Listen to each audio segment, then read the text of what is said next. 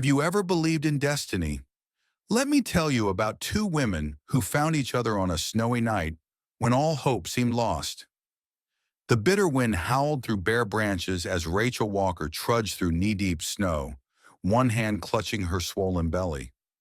At 32, she had imagined her life would be complete by now, finished with nursing school, married to Andrew, surrounded by family. Instead, she found herself abandoned by everyone who once claimed to love her, just hours away from bringing new life into a world that had shown her little mercy. Each labored step sank into the pristine, white blanket, her breath forming ghostly clouds that dissipated into the darkening sky. The forecast had mentioned flurries, not this blinding fury of white. The women's shelter in Northbrook was still miles away, and the bus had stopped short due to road conditions. Walking had seemed possible then. Now, as darkness fell and the temperature plummeted, Rachel recognized the danger. 8 months ago, life had been different. Rachel had been a promising nursing student with a steady boyfriend and supportive parents in their quaint Portland home. Then came the pregnancy test, and everything unraveled faster than she could have imagined. Andrew's face had transformed from loving to cold in an instant. "I can't be a father," he'd said, packing his things. "This isn't what I signed up for. Medical school doesn't mix with diapers." When she'd suggested they could make it work, his eyes hardened in a way she'd never seen before. "You did this on purpose," he'd snarled, grabbing her wrist with bruising force. "If you ruin my reputation, I'll make sure no one believes a word you say." Her parents' reaction had cut deeper than Andrew's betrayal. Her father's disappointment had severed like a scalpel. "Not under our roof," George Walker had declared, his voice steady, his Catholic convictions unwavering. "You've made your choice." Within a week, Rachel had been homeless, her education on hold, her future unwritten. A whimpering sound pulled Rachel from her memories. Through the swirling snow, she noticed a large shape huddled against a fallen tree. A dog, trembling violently, one paw held awkwardly. The animal, a shepherd mix with graying muzzle, watched her approach with wary eyes. "Hey there," Rachel whispered, extending her hand slowly. "I won't hurt you." The dog sniffed cautiously, then leaned into her touch with desperate gratitude. A blue collar, frayed and weathered, bore a single word: Cooper. "Cooper," Rachel said softly, examining his injured paw. "Abandoned too, huh?" Opening her worn backpack, Rachel removed her last sandwich, peanut butter on slightly stale bread, and broke it in two. She offered half to Cooper, who accepted it with gentle teeth. "We'll share what we have," she told him, stroking his damp fur. "That's what outcasts do." When she stood to continue her journey, Cooper limped alongside her, as if they'd made an unspoken pact. Through the thickening snow, a flickering light caught Rachel's eye, a cabin window glowing golden in the distance. Cooper barked once, as if confirming her hope, and together they altered course toward the promise of shelter. Elizabeth Bennett, Beth to the few who still knew her, sat alone in her weathered cabin, as she did every evening for the past 7 years. Outside, the storm raged with unusual ferocity, but inside, the fire crackled comfortingly in the stone hearth her grandfather had built with his own hands. At 58, Beth's once dark hair had silvered, her hands grown arthritic from mountain winters, her heart guarded against a world that had taken too much. She set her leather-bound journal aside, troubled by strange dreams that had plagued her sleep for weeks. A young woman, a child, and some indefinable sense of purpose that eluded her waking mind. Beth had been a nurse midwife once, before grief and circumstance had driven her to this remote existence. 7 years of self-imposed isolation had turned her hands stiff and her smile rare. The townspeople left her alone, dropping supplies at the end of her long driveway once a month, an arrangement that suited her. Rising from her rocking chair, Beth moved to the mantel where a single photograph stood in a handcrafted wooden frame. It showed a much younger Beth in a crisp nurse's uniform, standing proudly beside a tall man in military dress. Their smiles captured a moment of perfect happiness before tragedy rewrote their story. "Another year without you, Robert," she whispered, touching her husband's face through the glass. 20 years had passed since Robert, a military medic, had been killed in Afghanistan. Beth had been pregnant then, their miracle after years of trying, but grief had claimed that miracle too, their daughter Faith stillborn at 7 months. The doctors had to perform an emergency hysterectomy, ending Beth's hopes of motherhood forever. Tonight, though, something felt different. The air seemed charged with expectation. Beth had built the fire higher than usual, made extra tea, set out 2 cups instead of one. She'd even found herself pulling out the small wooden cradle Robert had crafted, dusting it off without understanding why. When questioned by her rational mind, Beth had no explanation for these preparations. It was as if some invisible hand was guiding her movements, readying her cabin for visitors she didn't expect. A sudden gust rattled the windows, and Beth wrapped her cardigan tighter around her shoulders. Her gaze fell on a small wooden chest in the corner, untouched for years. Something compelled her to open it, revealing her grandmother's Bible, its margins filled with generations of notes and prophecies. Her fingers found a passage where the handwriting changed from her grandmother's neat script to something older. "The child born during winter's fury shall bridge worlds and heal wounds long festered. When the lost mother finds the mother lost, the circle will be complete." Beth was still pondering these words when she heard it, a faint scratching at her door, followed by a muffled bark. Startled, she approached cautiously. Who would be out in such weather with a dog? When she opened the door, the sight that greeted her sent a jolt of recognition through her body. Not of the face, which she'd never seen before, but of the moment. A young woman, barely able to stand, heavily pregnant, leaning against the door frame with a large shepherd dog at her side.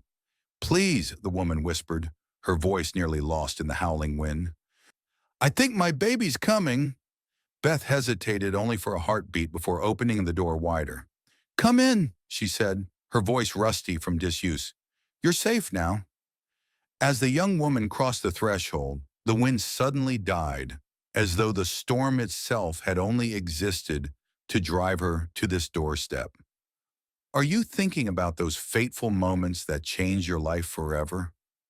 Write down your thoughts as our story continues. Part 2. Miracles in the Darkness. The cabin's warmth enveloped Rachel like an embrace as Beth helped her to the worn sofa near the fireplace. Cooper followed, his wet fur steaming slightly in the sudden heat. His limp seemed less pronounced as he settled protectively at Rachel's feet. "I'm Beth Bennett," the older woman said, fetching towels and blankets with unexpected efficiency. "Rachel Walker," Rachel replied through chattering teeth. As another contraction seized her, she clutched her belly, eyes widening with fear. "They're coming faster now." Beth nodded, professional concern overtaking her initial surprise. "Let me check you. I was a midwife. Before." She didn't elaborate on what before meant, but her hands moved with practiced certainty as she washed them thoroughly in a basin. While Beth prepared, Rachel's gaze traveled around the cabin, taking in the orderly simplicity of the space. Her eyes lingered on the photograph by the fireplace, Beth in a nurse's uniform alongside a handsome military man. "Your husband?" she asked, trying to distract herself from the building pain. A shadow crossed Beth's face. "Was. Robert died in Afghanistan 20 years ago." "I'm sorry," Rachel whispered. Beth nodded, the familiar ache in her chest dulled by time. "What about your baby's father?" Rachel's face hardened. "Andrew decided fatherhood wasn't for him. 8 months pregnant was apparently the perfect time to tell me that." "And your family?" "They made their position clear when they changed the locks." Rachel's voice cracked. "Religious family, unmarried daughter." You can imagine the rest. Beth could indeed. Small towns had long memories and rigid expectations. She'd faced her own share of judgment after Robert died, and she'd withdrawn from the community. As Beth examined her, Rachel gasped, "How did you know?" "Know what, dear?" Beth asked, confused. "To be ready. You have everything, towels, a basin, even a cradle." Rachel pointed to the small wooden cradle in the corner, its handcrafted detail visible even from across the room. Beth stilled, realizing the strangeness of her preparations. "I don't know," she admitted.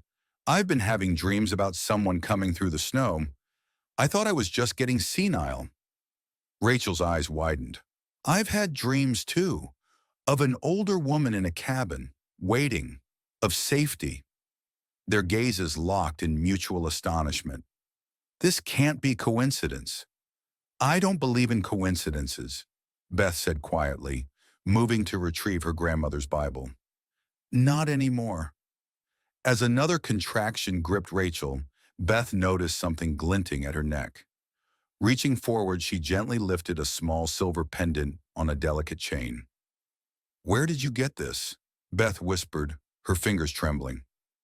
Rachel looked down. "It was my grandmother's. My mom gave it to me when I left for nursing school. Said it would protect me." She managed a bitter laugh. "Not doing a great job of that, is it?" Beth sank onto the edge of the sofa, her face pale. "This belonged to my mother.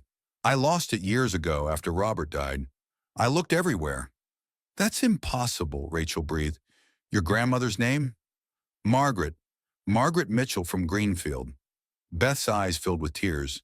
"Margaret was my mother's cousin, which makes us family," Rachel finished, wincing as another contraction built.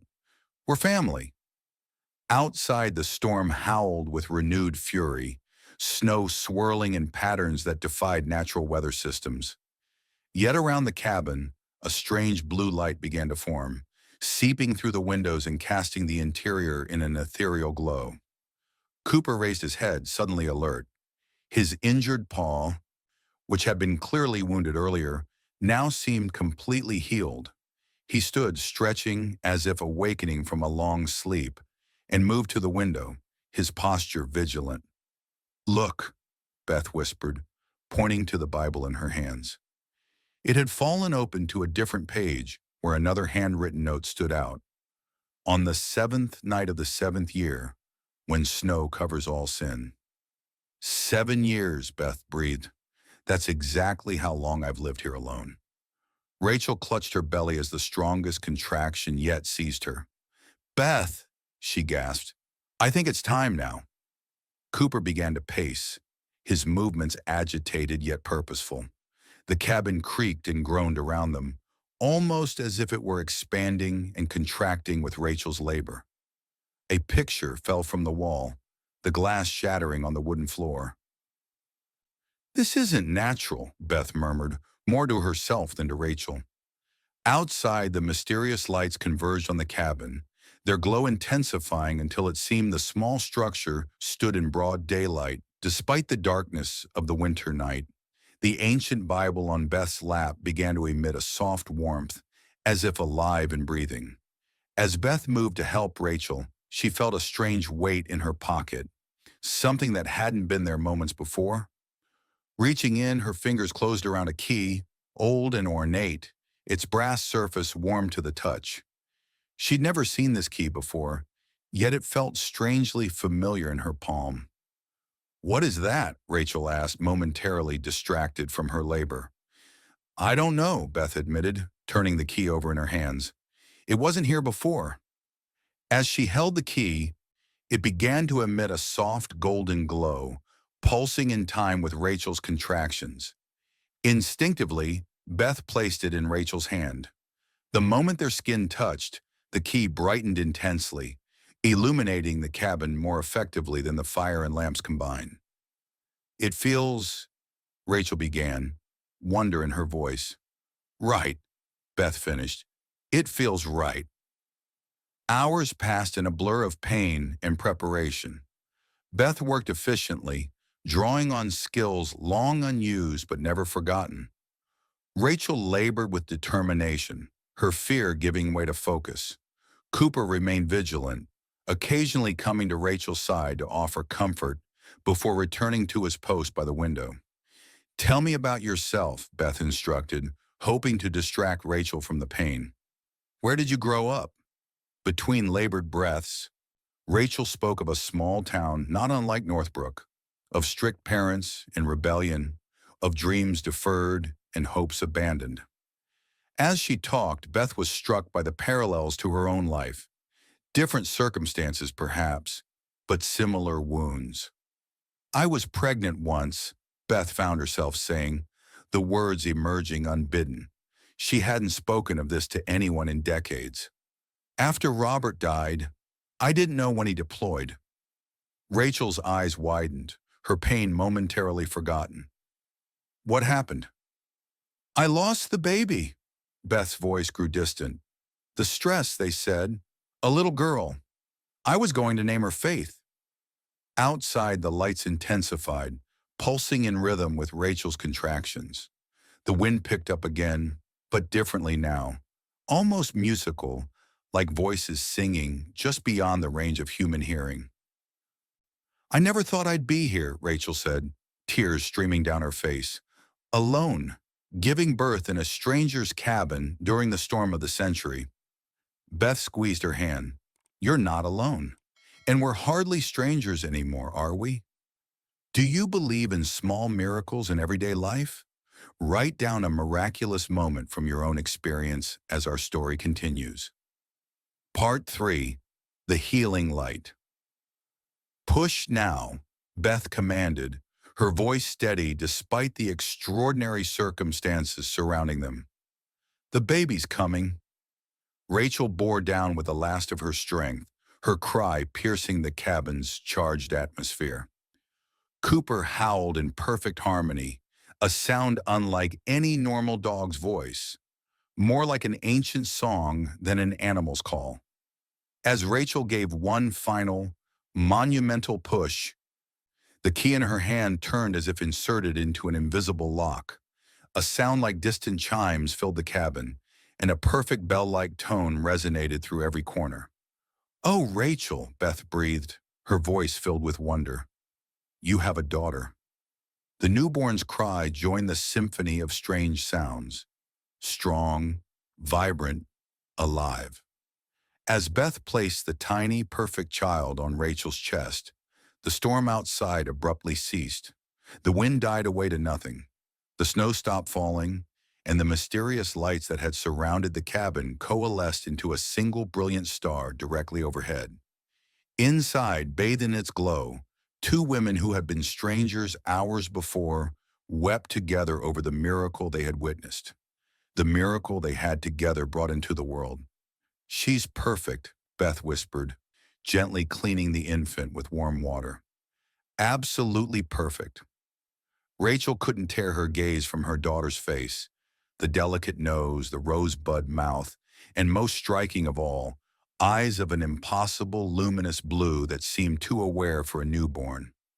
On the baby's shoulder, a small birthmark in the shape of a crescent moon with a tiny star beside it caught the light, seeming to shimmer with its own inner glow. "What will you name her?" Beth asked softly. Rachel looked up, her decision already made with absolute certainty. "Faith," she said. "Her name is Faith." Beth's breath caught, tears filling her eyes. "Are you sure?" "I've never been more sure of anything," Rachel replied. "It's who she is, who she was always meant to be." As the name was spoken, the baby Faith opened her eyes fully for the first time. Those eyes held recognition, purpose, love, not the unfocused gaze of a newborn, but something ancient and wise. "She knows us," Rachel whispered. "Both of us." Cooper approached cautiously, sniffing the new arrival with gentle curiosity.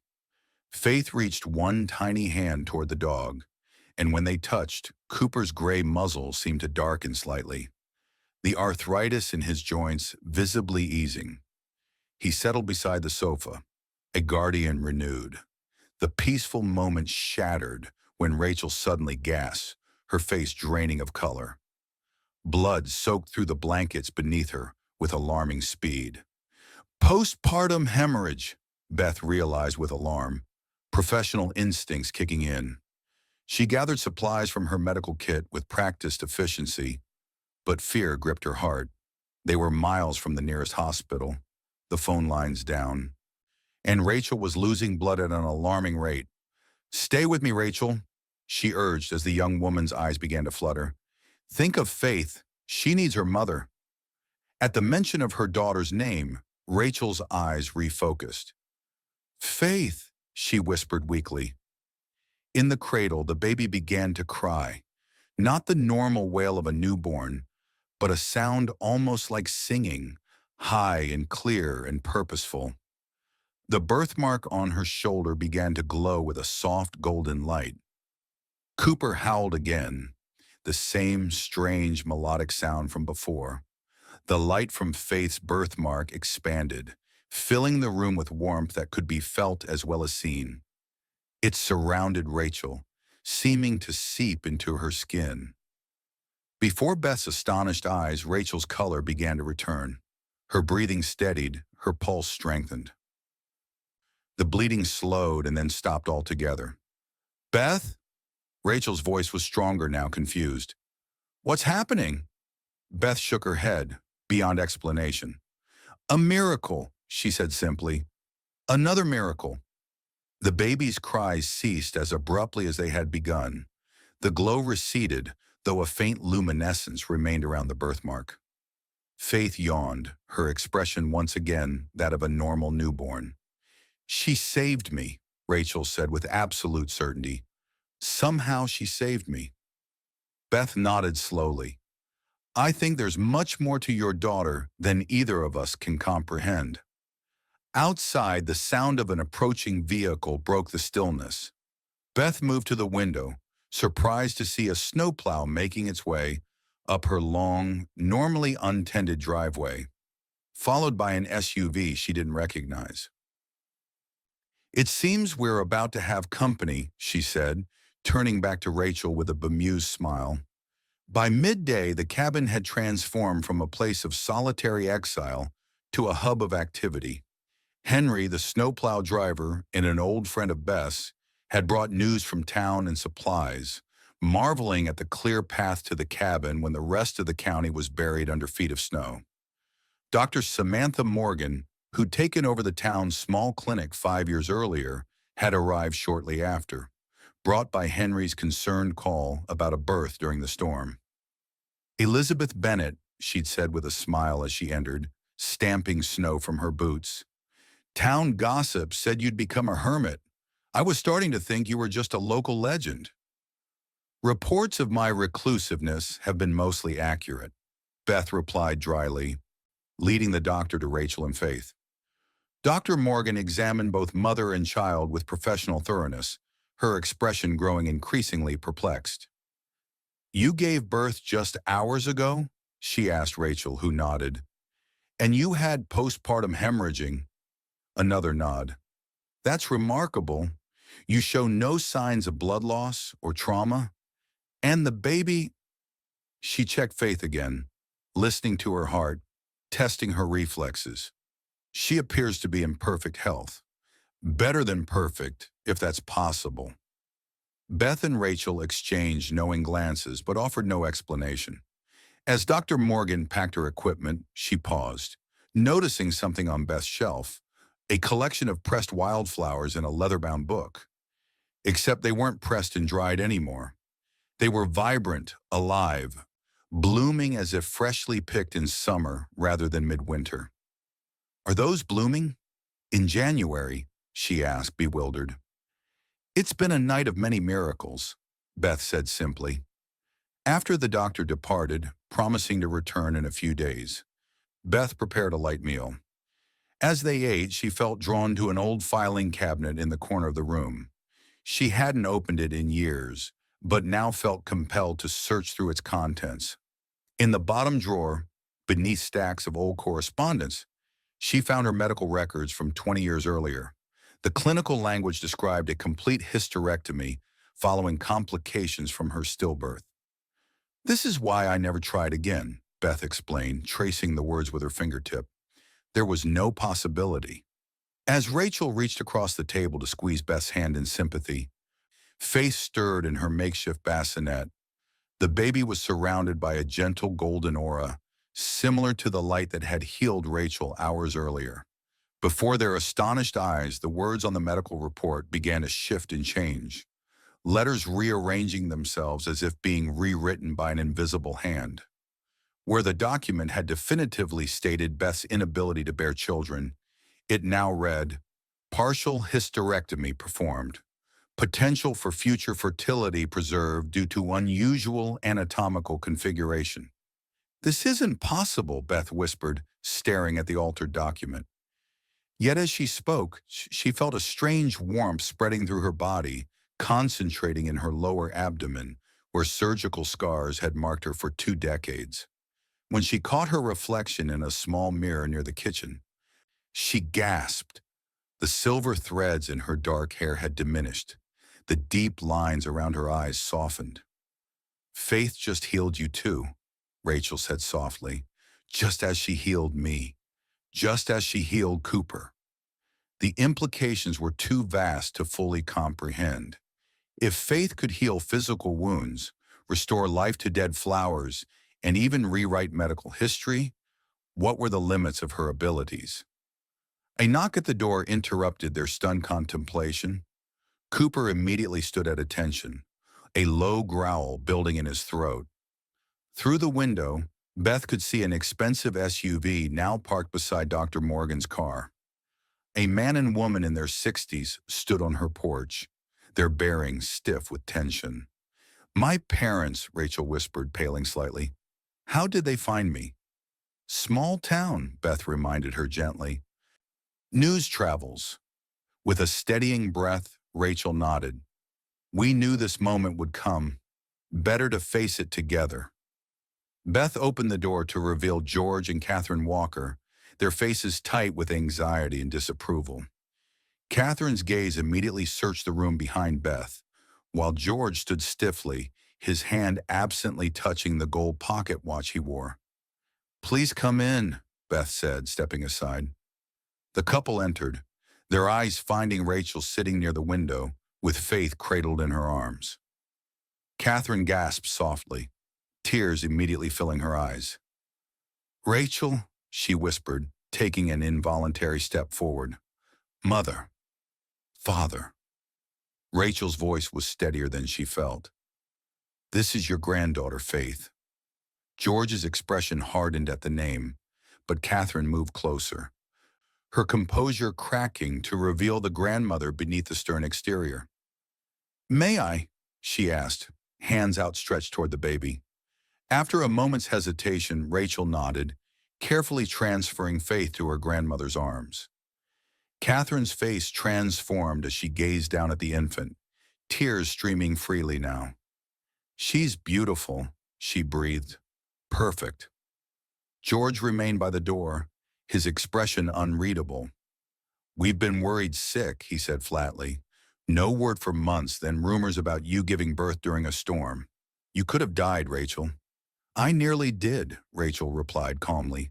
Beth saved me, and then Faith saved us both. George's brow furrowed. What is that supposed to mean? Beth gestured toward the living area. Perhaps we should all sit down. There's much to discuss. As they settled around the small table, Cooper positioned himself between Rachel and George, his watchful eyes never leaving the older man. George eyed the dog with undisguised discomfort. That dog doesn't like me, he observed. Cooper is an excellent judge of character, Beth replied mildly, setting a pot of tea on the table.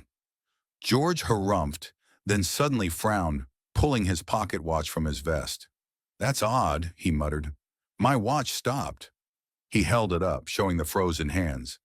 Hasn't stopped in 30 years. When did it stop? Beth asked carefully. 2:17 this morning. Rachel and Beth exchanged a significant look. That's exactly when Faith was born. Rachel said quietly. As if in response to her name, Faith made a small sound in Catherine's arms. Catherine gazed down at her granddaughter, then looked up at Rachel with shame in her eyes. "We were wrong," she said, her voice breaking. "So wrong to turn you away. I've regretted it every day since." "We were upset," George began, but Rachel interrupted. "You changed the locks, Father. You said I had disgraced the family." A heavy silence fell over the room. Faith stirred again, opening her remarkable blue eyes and fixing George with that unnervingly aware gaze. He started visibly, something like recognition flashing across his face. At the same moment, his watch suddenly ticked back to life in his hand. "What kind of trick?" he began, but fell silent as Faith reached one tiny hand toward him. Against his obvious reluctance, George moved closer, leaning in to examine his granddaughter. When Faith's fingers brushed his, the stern lines of his face softened almost imperceptibly. "Her eyes," he murmured. "They're just like—" "Your mother's," Catherine finished, looking up in surprise. "I was thinking the same thing." What was the greatest miracle in your life? Share in the comments as our story concludes. Part 4. The Circle Complete.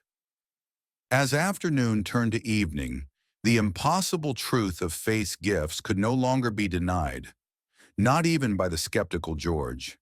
He had witnessed his ancient watch restart at her touch, seen the birthmark on her shoulder glow when she cried, watched in astonishment as a small cut on Catherine's hand healed when Faith grasped her finger. The conversation lasted well into the night. Beth and Rachel took turns relating the events of that remarkable evening. The storm, the birth, the inexplicable phenomena surrounding Faith. They shared the healing of Rachel's hemorrhage, the revival of the pressed flowers, Beth's apparent rejuvenation. "I understand this is difficult to believe," Beth concluded, "but we've witnessed it with our own eyes. Faith is extraordinary." Before George could respond, a new sound interrupted. Car tires crunching on snow, followed by doors slamming. Cooper was immediately alert, his hackles raised, a low growl building in his throat. Beth peered through the curtains, her expression hardening. "There's a man with someone in a suit. They're taking pictures of the cabin." Rachel paled. "Andrew," she whispered. "How did he—" "Small town," Beth, Catherine, and George said in unison, the first moment of unity between them. A sharp knock sounded at the door. Cooper positioned himself protectively in front of Rachel and Faith, his stance unmistakably defensive. George surprised everyone by standing first. "I'll handle this," he said, an unexpected steel in his voice. He turned to Rachel. "Whatever gifts your daughter has, they're not for exploitation." When he opened the door, Andrew stood on the porch with a well-dressed man who immediately thrust a business card forward. "Mr. Walker," Andrew said smoothly, ignoring George's surprised expression at being recognized. "Good to finally meet you. I'm Andrew Clark, Faith's father." "You're not welcome here," George replied flatly. Andrew's charming smile didn't waver. "I understand there's been some tension, but I'm here to make things right." He gestured to his companion. "This is Dr. Elliott from Meridian Pharmaceuticals. We've heard some fascinating reports about miraculous recoveries in the area." "My granddaughter is not a laboratory specimen," George stated, his voice like granite. Andrew's pleasant mask slipped slightly. "With all due respect, sir, I have parental rights, and if what we've heard is true, this could be worth millions. Rachel and I could provide Faith with everything she needs." "You mean you could profit from her?" Rachel said, appearing behind her father with Faith held protectively against her chest. "You made your choice 8 months ago, Andrew. You have no place in our lives now." Andrew's eyes narrowed. "This isn't over, Rachel. I'll get a lawyer. I have rights." "Rights you abandoned when you said, and I quote, 'Deal with it yourself,'" Rachel replied evenly. "We have witnesses to your abandonment. Your threats. People are talking, Andrew hissed, desperation edging his voice. Miraculous healings, impossible recoveries. Do you really think you can keep something like that secret? Goodbye, Andrew, George said, firmly closing the door. Through the window, they watched as Andrew and his companion reluctantly returned to their car, talking animatedly. He'll be back, Beth said quietly, with lawyers, maybe reporters. We need a plan, George agreed, surprising everyone again. We can't run forever. Later that night, after Catherine had fallen asleep in Beth's spare room and Faith was nestled in her cradle, the remaining three sat around the kitchen table. George pulled out a pen and began sketching on the back of an envelope the outline of Beth's cabin, but expanded, with additional structures surrounding it. What's this? Beth asked, studying the drawing. I was an architect before I retired, George explained, continuing to sketch. What if, instead of hiding Faith's gifts, we created a place to channel them? A sanctuary, not just for Faith, but for others who need healing. Rachel stared at her father in amazement. You'd do that? After everything you said about the shame of my situation? George set down his pen, meeting his daughter's gaze directly. I was wrong, he said simply. About many things. Beth studied the drawing with growing appreciation. The cabin always was meant to be a place of healing, she mused. Even when I thought I was hiding from the world, I was actually preparing for this. For Faith, for all of you. Cooper, who had been watching from his place by the fire, came to rest his head on Rachel's knee. She stroked his now glossy fur, noticing how the gray around his muzzle had receded, how he moved with the ease of a much younger dog. What do you think, Faith? Rachel asked softly, looking toward the cradle where her daughter slept peacefully. Is this our purpose? As if in answer, the small silver pendant at Rachel's throat, the one that had once belonged to Beth's mother, began to glow softly, casting a warm light across the architectural plans. 1 year later, snow fell gently around the expanded cabin complex nestled in the clearing. What had once been Beth's solitary refuge was now the heart of a small community, the Faith Center for Healing, as the modest sign at the entrance proclaimed. Rachel sat by the window in what had once been Beth's living room, now a comfortable gathering space where small groups met for support and healing. In her hands, she held a leather-bound journal, its pages filled with accounts of the miracles they had witnessed over the past year. She's finally asleep, Beth announced, entering the room and settling into her familiar rocking chair. At 59, she looked a decade younger than she had a year ago, her face softened by joy and purpose, rather than the miracle that continued to unfold around her granddaughter. Just in time, Rachel smiled. Everyone should be arriving soon. They had chosen Faith's first birthday to formally open the center to the public, though it had been quietly operating for months. What had begun as George's impulsive sketch had evolved into a carefully planned sanctuary, a place where those in need could come for healing of body, mind, and spirit. The journey hadn't been without challenges. Andrew had indeed attempted to assert his parental rights, hiring lawyers and threatening lawsuits. But faced with the united front of the Walker family and his own documented abandonment, his case had crumbled. His final attempt, selling his story to a tabloid, had backfired when the resulting article was so sensationalized that no one took it seriously. Cooper padded into the room, his once arthritic gait now sprightly despite his advanced age. He carried one of Faith's small blankets in his mouth, carefully placing it in her crib before returning to his post by the window, ever watchful. Remember when he could barely walk? Rachel marveled, watching the dog. Now look at him. Faith changes everything she touches, Beth replied softly. Everyone she touches. This was undeniably true. George and Catherine had moved into a small house nearby, their marriage revitalized by their shared purpose in supporting the center. George had found new meaning in designing spaces for healing, while Catherine coordinated volunteers.